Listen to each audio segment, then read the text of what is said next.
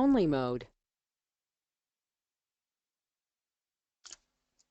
Good afternoon, everyone, and welcome to this webinar from the LEDS GP Finance Working Group, From Climate Talk to Climate Action, Financing NDCs, which will be presented by the Climate Policy Initiative by James Falzon and Angela Falconer. My name is James Rawlins. I'm the co-chair of the Finance Working Group. I work at the Energy Centre of the Netherlands, and I'll be moderating today's session. The webinar recording will be available online on the LEDS GP website in a couple of days, so you can revisit it there. For questions today, we'll go through the material presented by James and Angela, and then we'll do questions at the end.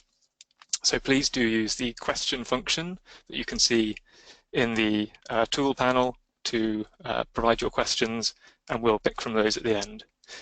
I will also, as the moderator, interject a few questions at the section breaks of the presentation.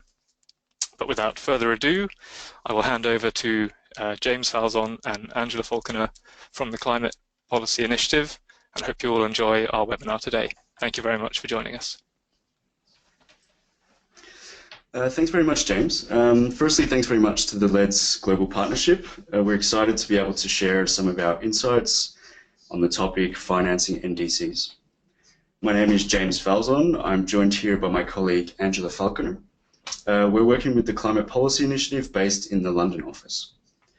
CPI is a team of approximately 60 analysts and advisors with several offices around the world. We work with decision makers on energy and land use policies to solve complex climate policy challenges, in particular related to finance. In this webinar, we're going to provide an introduction to the topic financing NDCs. The first part of the webinar will provide some context, and then we will provide some insights from our work with policymakers relevant for financing NDCs. And at the end, as James mentioned, we're going to have an opportunity for some questions. –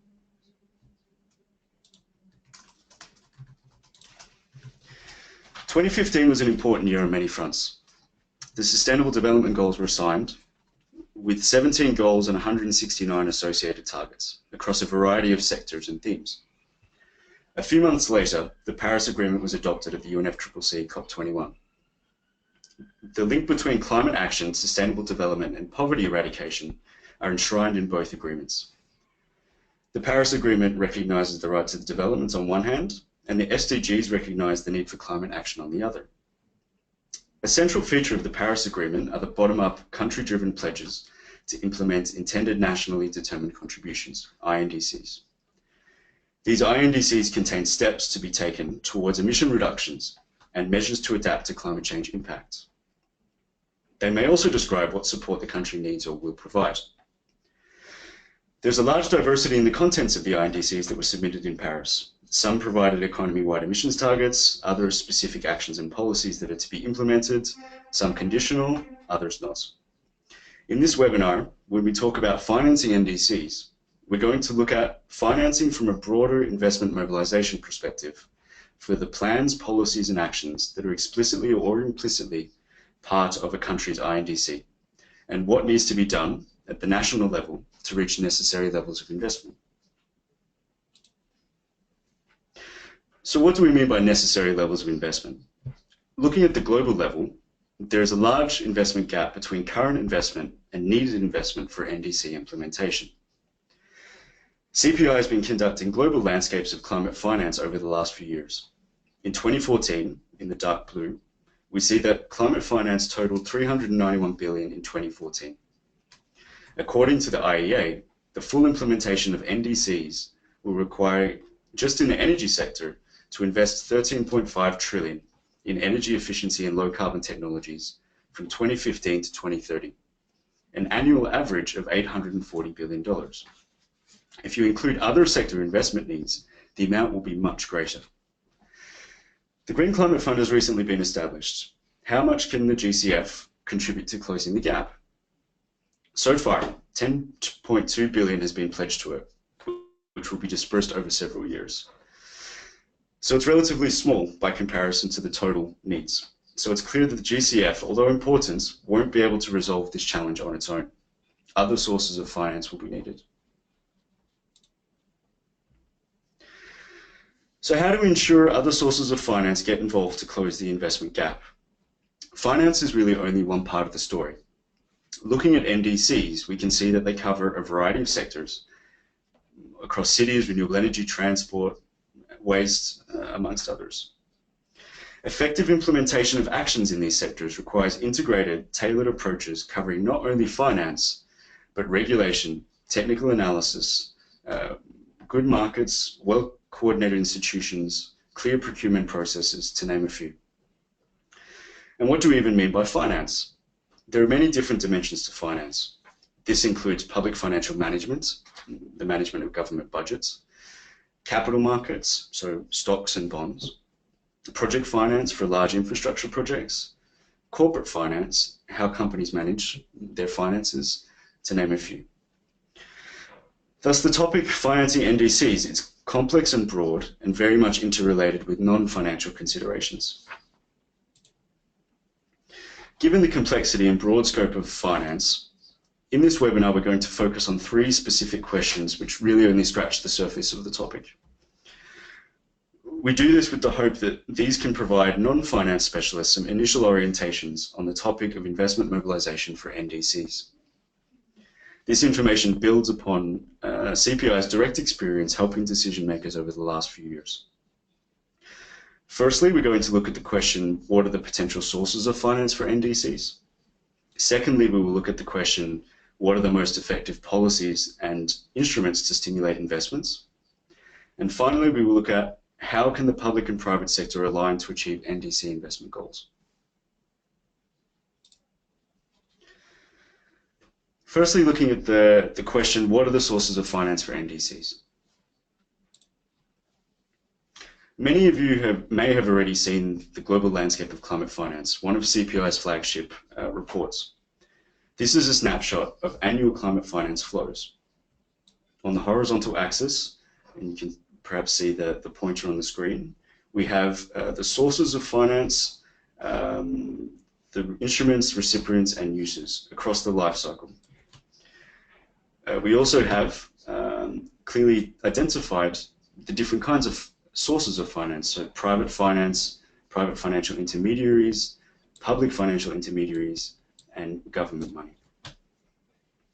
The global landscape has played an important role in bringing global discussions forward, in particular in the lead up to Paris on climate finance.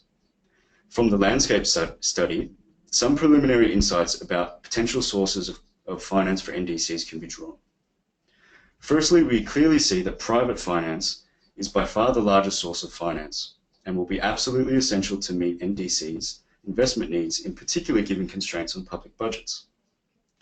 Public finance is often channeled through DFIs, and of note, climate funds are relatively small. In terms of the instruments, debt and equity dominates, and grants are also relatively small. So debt and equity instruments are the main instruments through which climate finance flows. In terms of the end users, we see that most of it goes to private actors, and that mitigation, in particular renewable energy generation, receives most of the climate finance. Another insight from the global study is that about 74% of total climate finance flows and up to 92% of private investments were raised and spent within the same country. For NDCs, this highlights the importance of domestic frameworks for attracting investment. Given that we focus on NDCs, i.e. the national level, I'd like to further drop down and look at a national level case. Every country has a unique set of actors and institutions that channel climate finance. Understanding climate-related finance flows at the national level requires national level analysis. Our experience doing landscapes on the national level, as well as looking at other similar exercises, has shown that such an analysis can help identify sources of finance for climate action and usually is a useful departure point for planning and development of investment strategies. On this slide, you can see the landscape of public climate finance in Indonesia. This analysis was conducted by the Indonesian Ministry of Finance with CPI support. It provides more detail on the dynamics that one can observe at the national level. In terms of sources of finance, it can be seen clearly that 2/3 of public climate finance flows come from the state budgets, and this is more than double what's coming from international sources. It also gives an understanding of the uses of finance. Almost 75% supported essential indirect activities, such as policy developments, research and developments, establishing MRV systems, and other enabling environments. It also helps identify blockages. As you can see here, 144 million went into a revolving fund, and only 3 million came out. There's probably very good reasons for this. For example, it could have been a new fund. The principle is that this kind of analysis is a useful departure point for strategy development. It helps identify the right questions. It also helps establish the baseline to measure progress and provides a better basis for coordination amongst international partners. So how can this be applied in the context of NDCs? CPI is currently working with the government in Côte d'Ivoire to undertake a similar exercise, however focused on a specific sector. REDD+ is an important part of the country's NDC, and for those that don't know, REDD+ is related to forestry emissions. As part of that process, they are preparing a landscape of land use climate finance flows to support the development of an investment plan for the implementation of their strategy. This process will help support coordination of finance among ministries, international donors in the private sector, help identify additional potential sources of finance, ensure spending of domestic finance is done effectively, and help again develop a baseline against which to measure progress. So the key message when responding to this question is that there are a variety of different sources of finance. However, domestic sources and private finance will be key. From our experience, we can see that understanding the landscape of finance at the national level is a really useful first step for investment mobilization strategy development.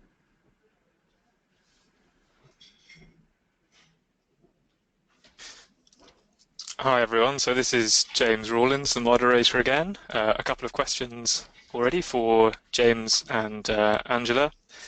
So looking in particular at those couple of country level examples, how difficult, how time consuming, how expensive as a process is it for countries to develop this kind of mapping? And if they want to develop this kind of information, who are the best institutions or agencies to own those projects?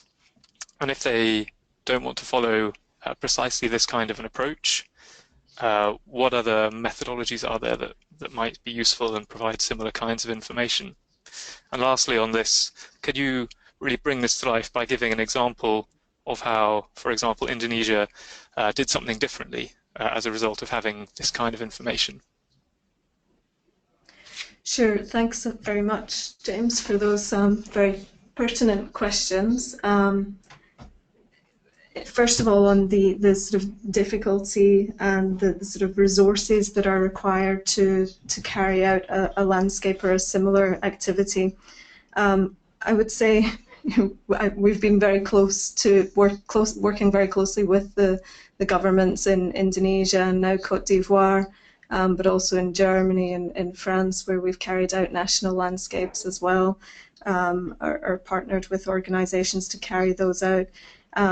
It's essentially not very difficult. It's not rocket science, but it can be time consuming and challenging on some fronts. So in particular, our experience is that stakeholder engagement and data collection are the most challenging aspects.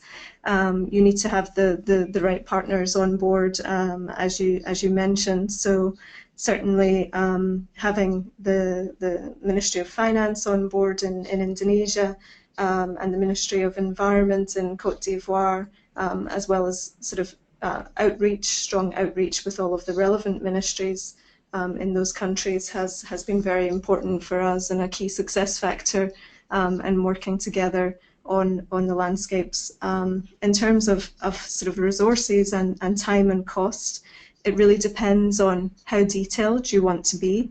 You could bite off one piece at a time to start with. So, for example, in Indonesia and in Côte d'Ivoire, our work is really focused on public sector flows, so domestic and international public finance, because that's already quite challenging to begin with. But adding in the private sector side will be another level of complexity and can be difficult in terms of data collection. Moving on to your second question in terms of other possible tools and approaches, I guess sort of similar approaches have been the public expenditure reviews, which are carried out by most ministries of finance and budget across the world on both the sort of developing and developed sides. Mostly in Southeast Asia, recently in the last few years, countries have been carrying out climate public expenditure and institutional reviews, or CPEIRs. Those have taken place in 7 different countries and have looked not only at the public expenditure flows, but also at the institutional framework and public finance architecture, which has been sort of very useful for similar purposes in terms of planning national resources and interaction with international development partners. Sort of slightly different, I guess, are sort of climate finance studies that have been done more on a qualitative basis, looking at cumulative figures more often, or studies which have been more sector specific or finance flow specific. For example, ODI's excellent work on subsidies in key supply chains for deforestation. But I think where the work that James has just shown just now, the landscapes can add some key value are in the visualization of the climate finance flows, which does help to provide a sort of simple snapshot of disbursements, which can help actors come around the table and think about where their institution or flows fit into the broader picture and how they can be more effective.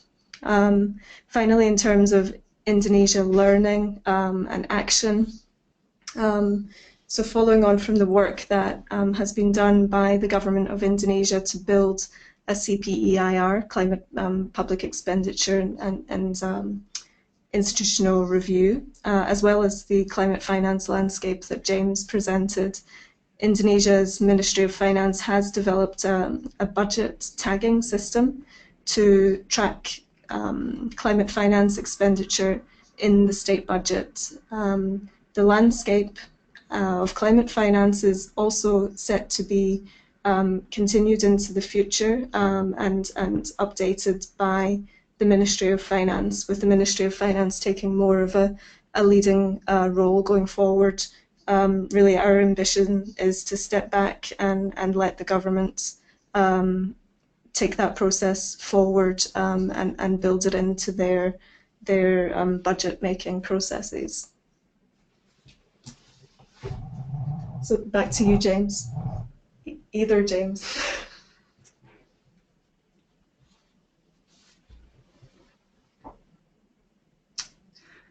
Okay, I'll continue on to the next section. So this second part is looking at what policies and instruments are effective to mobilize investment. So what's holding back private investment, which is so important to realize these NDCs? In general, where private investors can balance risks, costs, and returns, investment will follow. Investment in low-carbon initiatives by the private sector in developing countries is often limited to several gaps or barriers. There's viability gaps, for example, including the relatively high cost of investments of low-carbon technologies. Risk gaps, such as, for example, currency risk or risk of political unrest. And knowledge gaps, such as lack of familiarity with new technologies. How can these be overcome? So we frame it in this way of looking at viability gaps.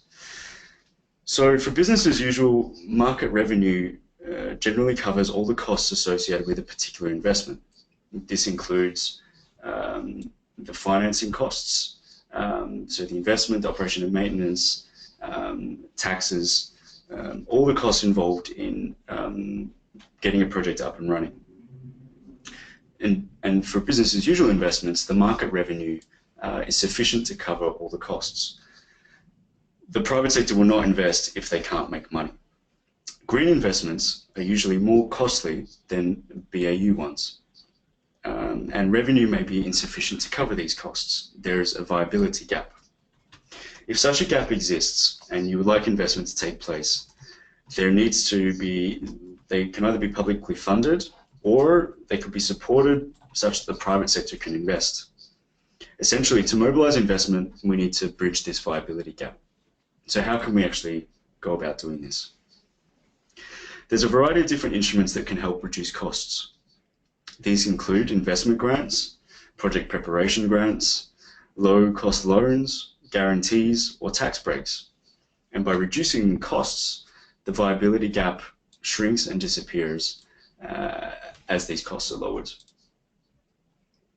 Conversely, revenue can be increased through premium prices, price floors, insurance, and payment for performance.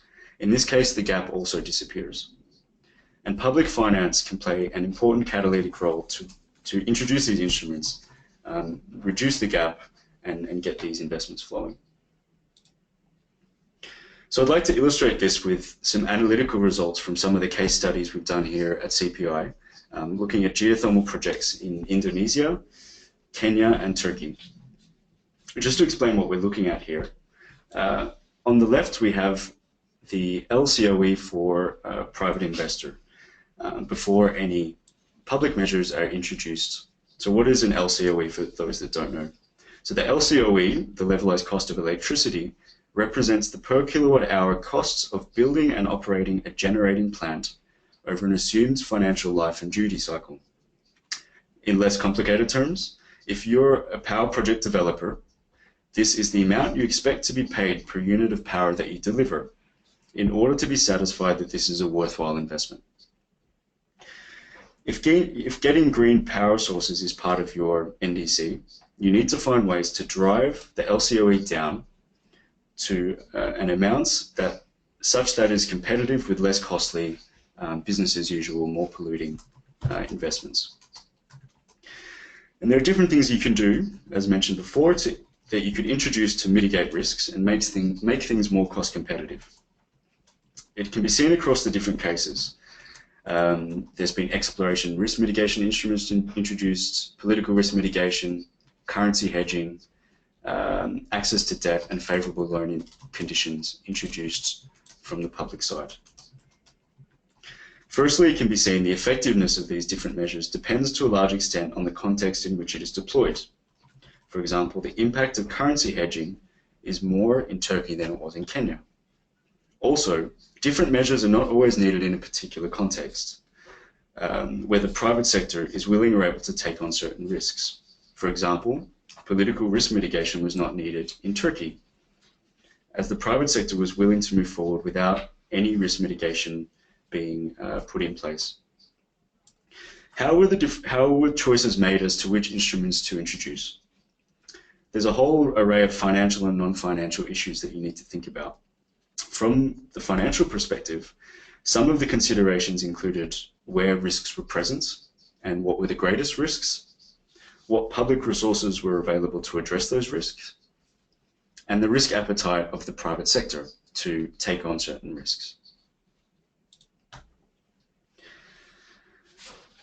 So answering this question, what policies and instruments are needed to mobilize investment, viability, risk, and knowledge gaps are the main things holding back private investments. There's an array of different approaches available to overcome these issues, and the right combination of approaches can increase the impact of public finance by mobilizing more private investment for less costs.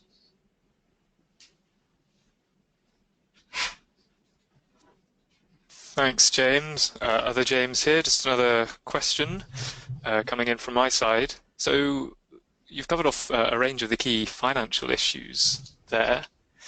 What other non-financial issues are important to consider when thinking about these particular issues and engaging private sector? And then what sorts of solutions might be available for some of those non-financial issues. Thank you, James. So let me start again and then pass back to my colleague, James. So in the land use sector, agriculture and forestry, where I work most, there are many non-financial issues which hold back private investment.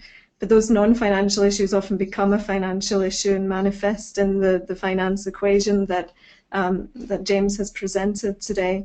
So some of you who have worked in this sector will be very familiar with these issues around land tenure uncertainty, poor governance, and misaligned incentive systems.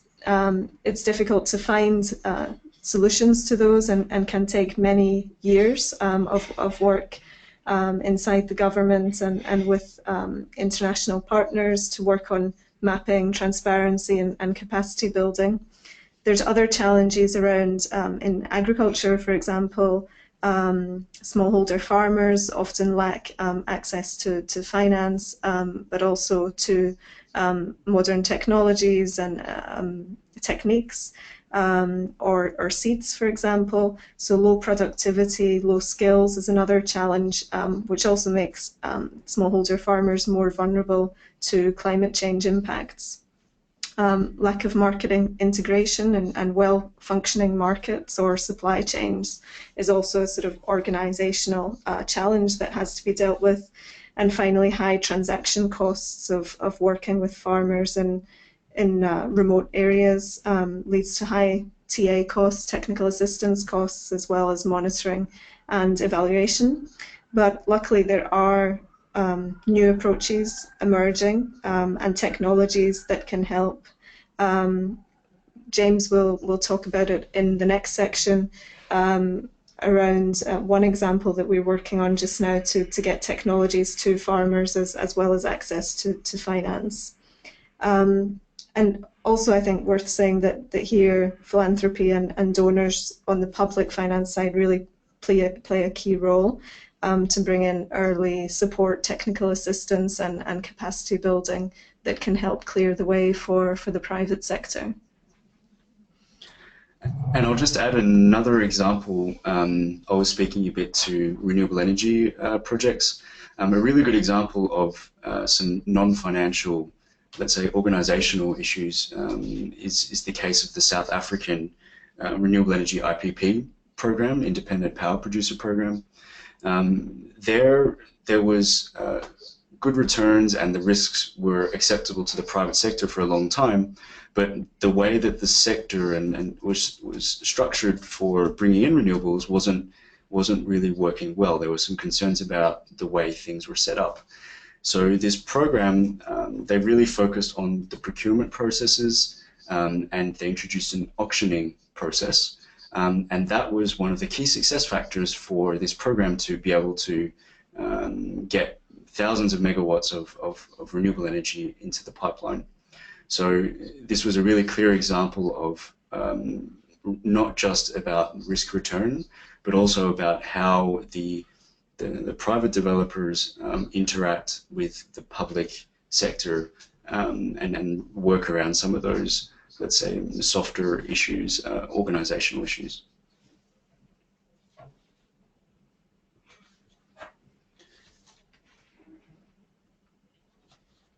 I'll continue on to the next section.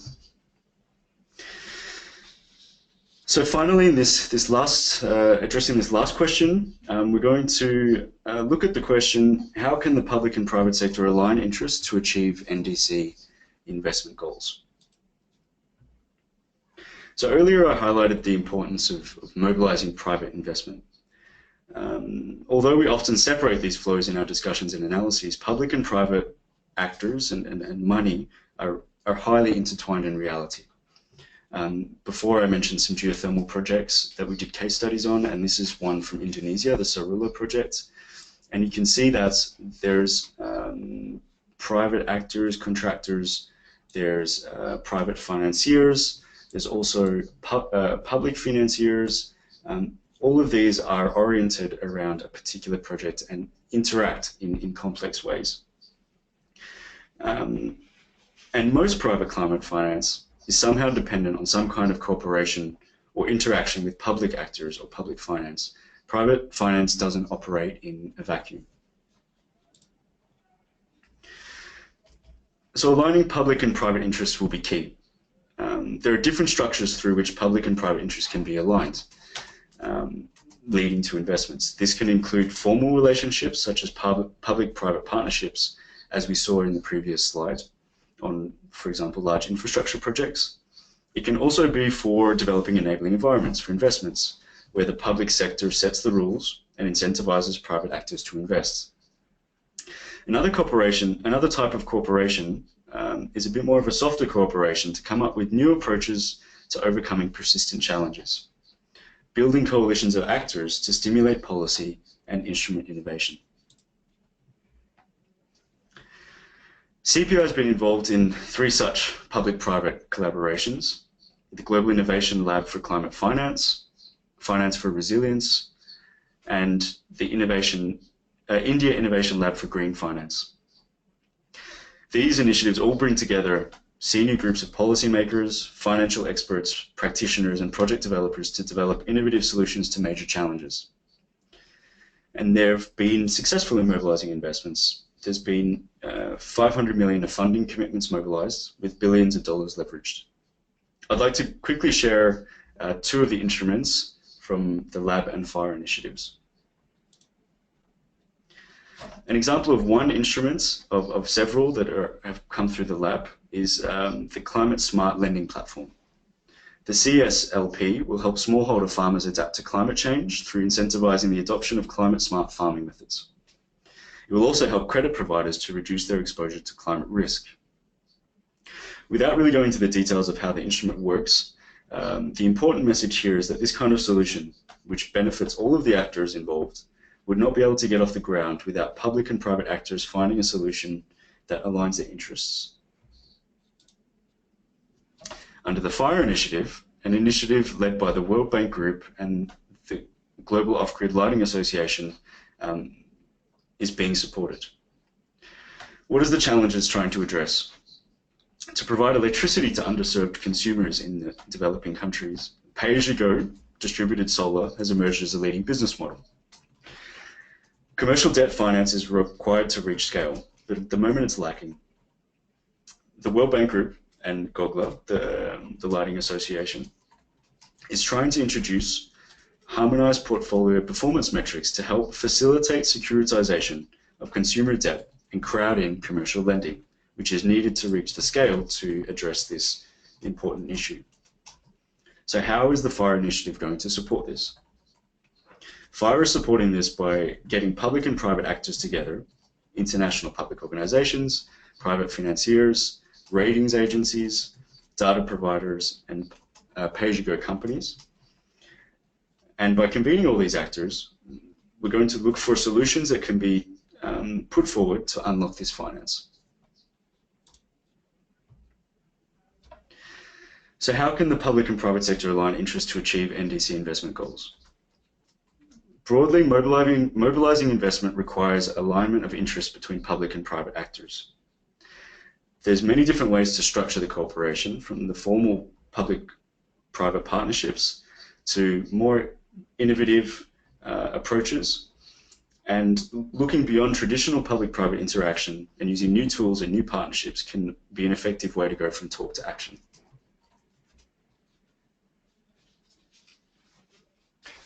Thanks, James. So just one last question from me relating to this final section. It's great to see these global initiatives and the very innovative ideas that are coming out of them. But thinking about public-private collaboration really at the country level and what some of the developing countries that LEDS-GP works with, what can they do that feels more sort of relevant to their local level to stimulate these kind of public and private collaborations? So just sort of stepping down from perhaps the most innovative and high-profile initiatives, but what are the key points they could take from some of these global initiatives and try and replicate more at a local country level? Sure, thanks a lot for that question, James. Well, first of all, these initiatives, all of the initiatives that James has mentioned today are global, but they're also operational on the national level, and they're very much open initiatives, and we would encourage ideas to be generated by specific developing country actors and put forward to those platforms, so to the Global Innovation Lab for Climate Finance, to FIRE on the resilience side, and also to the India lab that James also mentioned. We encourage people to get in touch with us if they are interested to learn more, and each of those initiatives have a website. For example, our Climate Smart Lending platform was actually brought to us by a proponent from a Kenyan organization, a small organization working with a demonstration project in Kenya on climate smart agriculture. And we've been working with them to scale that up to a larger level and replicate it elsewhere. So we're now in discussion with several other countries in Africa, but also in Latin America, to replicate that, just by way of example. And I think these kinds of processes can indeed be replicated at the national level, so not just a global initiative, but national. And that is evidenced in what's going on now in the India lab for climate finance, where we can adapt to very much to local specific national circumstances. And I think there we have to bear in mind what are the sort of key ingredients for success. And from our experience, we would say they're threefold. First is on high-level engagement, so really getting the right decision makers involved. If you can get the right people at the table, you can get decisions made more quickly. Secondly, neutral analytical support.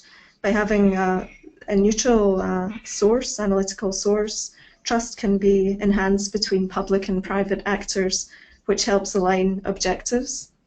There are different perspectives on how to address specific challenges by having a neutral interlocutor. This really helps to advance the discussion, we found. And then thirdly and finally, clear and time-bound processes. So this keeps things moving and improves transparency and interactions between actors, and can really make things happen quickly. So they're usually quite intensive processes on both the analytical and outreach side, but that helps to keep momentum and keep things moving forward. So that's all from us on that question, James. I pass back to you. Great. Well, thank you so much, James and Angela, for the presentation and answering my questions so far. We have had a good number of questions coming in from the audience. Quickly to the audience, please don't stop. We have time, I think, to go through a good selection of the ones we have. But if you have further burning issues, then please do put them into that question box. So the first one for you guys, James and Angela, that's come through, picking from the list, is what is the best use for public sources to leverage private action, direct or indirect uses? Over to you for the first question. Firstly, thanks very much for the question.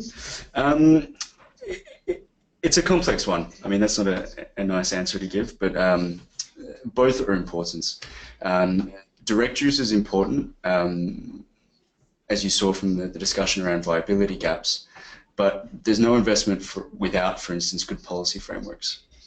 We looked at GIZ funding for technical assistance across 4 programs in a study that we did, and we identified that roughly 37 to 233 million in public finance and up to 412 million in private finance mobilized by the GIZ managed 43 million of technical assistance funding.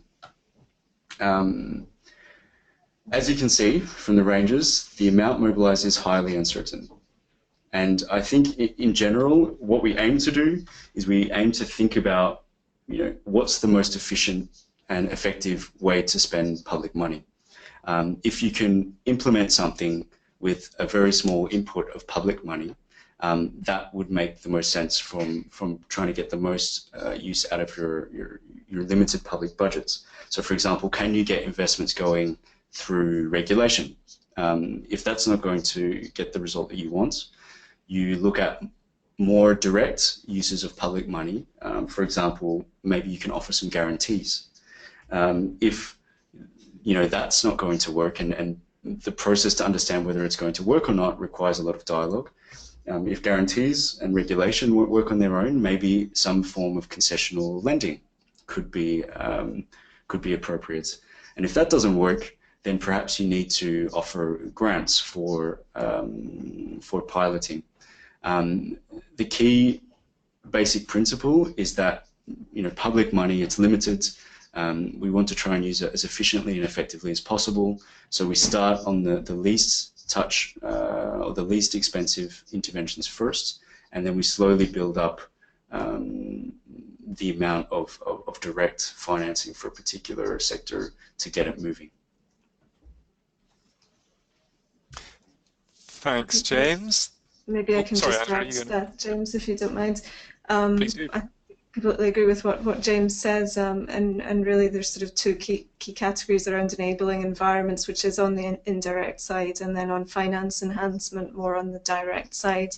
And just to talk to that sort of the cost effectiveness or the sort of increasing cost for the public purse, I guess even on the negative side, on the lower side of that, we should also think about the role of things like tax incentives, which would have a low cost to government. If those can be used, or fiscal incentives adjusted in a way that can incentivize private sector behaviours as well, so in addition to regulation as well. So we've been looking at the oil palm sector in Indonesia, for example, and putting forward some suggestions on how the tax system, national tax system, could be used as a policy instrument to incentivize private actors to produce in a more sustainable way, and to avoid extensive take of forest land. Okay, thanks. So the next two questions just take us back to the landscaping and the mapping exercises. So the first one is, can you just briefly describe the key steps that you followed in completing the climate finance landscape work for Indonesia? Okay, yes.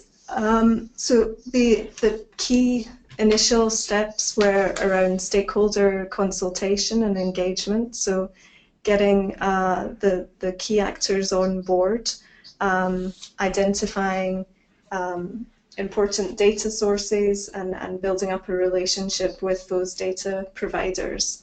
That's on one side. On the other side, it was really about working on building up a technical working definition of climate finance, building on existing definitions, working across the government and with other stakeholders to enhance that definition, and then bringing together those two pieces of data and definition to put forward first estimates of finance flows, and really sort of filling out the picture of the ecosystem of different actors and financing flows, so that we could come close to that visual that we often call the spaghetti of climate finance flows and their life cycle. Then we went through another consultation process with that draft, which was really extensive, with all of the line ministries, key line ministries, international development partners, as well as other experts, to validate the definition work that we had done in particular, and draw out the key policy implications.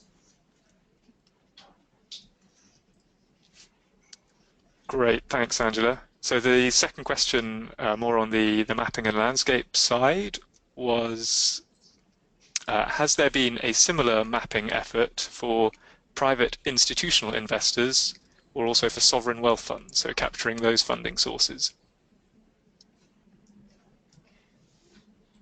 So there isn't a similar mapping that we're aware of.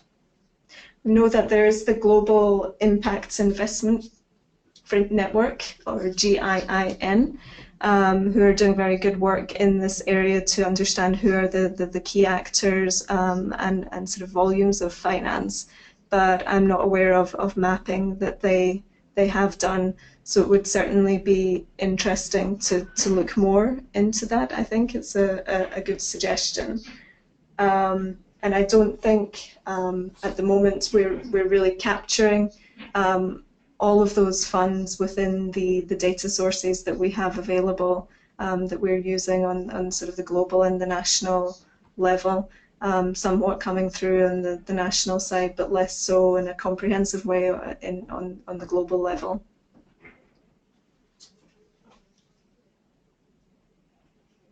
Okay, great. Next question is, can you give an example of instruments for reducing technology gaps?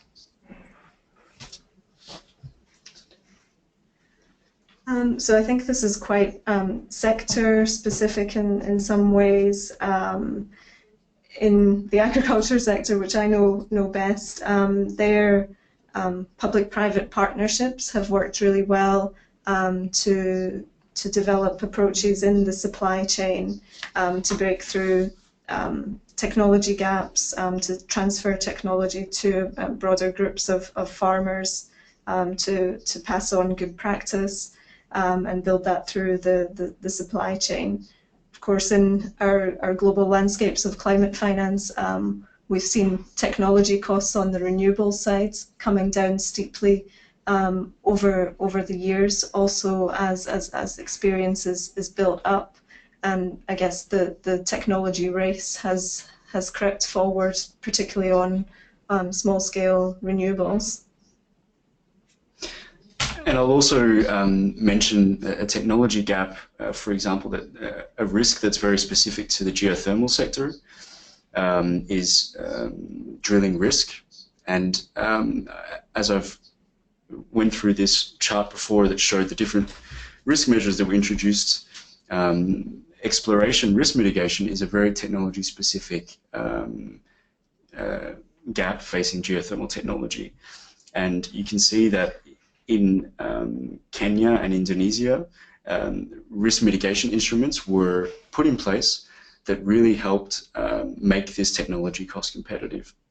It wasn't employed in Turkey because the private sector was really willing to take on that risk because of the dynamics in that country, and also because the size of the project was a bit smaller. So drilling risk is a very specific risk for geothermal energy, and there are specific instruments that have been developed to help try and address that risk. Next question is about adaptation.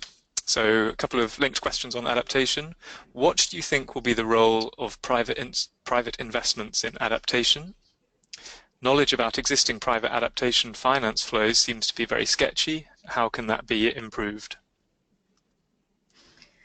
Yes, absolutely. This is an area that we've been working on recently together with climate investment funds and also some bilateral donors.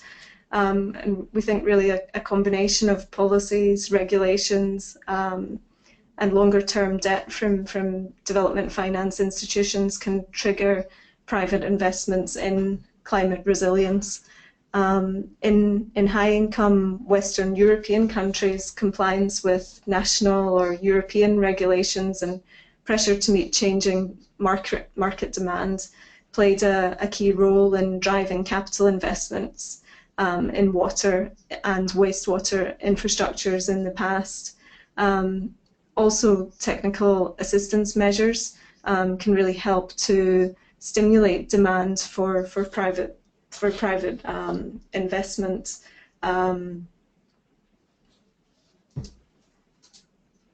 So yeah, I think there's sort of several ways that we can try to make progress on this.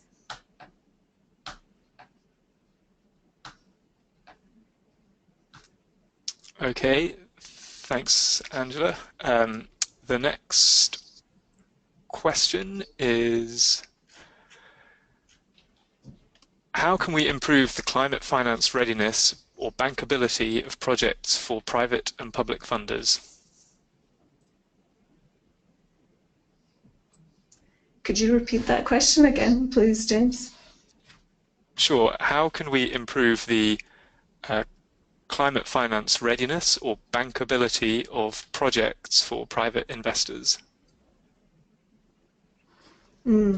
Yeah, it's a good question. But really building up the project pipeline, which is a key challenge, sort of a bit of a gap, I guess, between the sources of finance that are available both on the public and private side, and actors who are really working on the ground in country that have project ideas.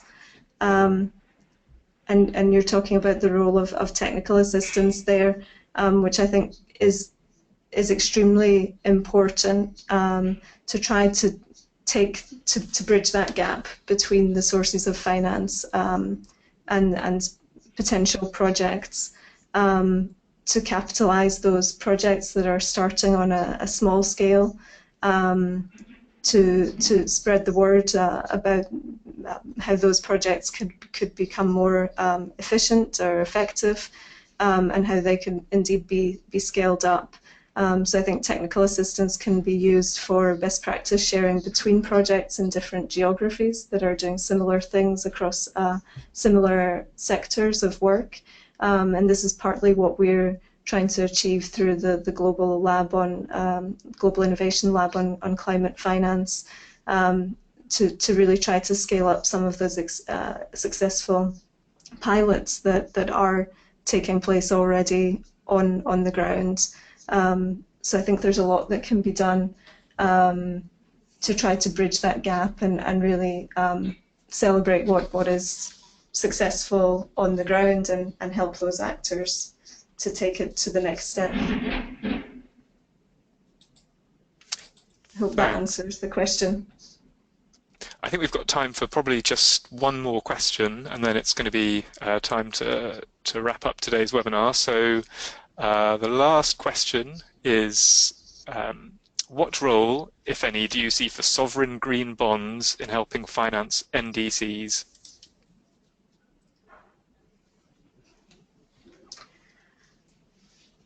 I think there is a really high potential role there for sovereign green bonds. NDCs have brought a lot of attention to how we take forward addressing climate change mitigation and adaptation strategies on the ground in developing countries. But those NDCs are not starting from scratch. There's a lot of good work that has been done already that has to be built on, and bonds have been used in the past to support work in developing countries. So there is a potential role, but it is somewhat unclear how it relates to UNFCCC transfer of financial aid from north to south, for example. And what you can count for climate finance in terms of sort of definitional side on the green definition of sovereign bonds. So in some sectors, I think that will be easier than in others. We're already seeing some infrastructure and transport bonds being developed in developing countries. It's more difficult on the land use side, for example. But there is definitely a potential, an interesting role there worth to explore to increase the sources of finance for governments to implement their NDCs. Great, thanks, Angela. So I'm afraid we're more or less out of time for today's webinar. I'd like just to thank James Falzon and Angela Falconer from the Climate Policy Initiative very much indeed for presenting today's webinar. I'd like, of course, to thank all of the audience for joining us. I hope you found that to be useful and informative. I certainly did. A poll will appear in a moment on your screens. We would very much value your feedback so we can respond to the needs and the preferences of the LEDS GP audience.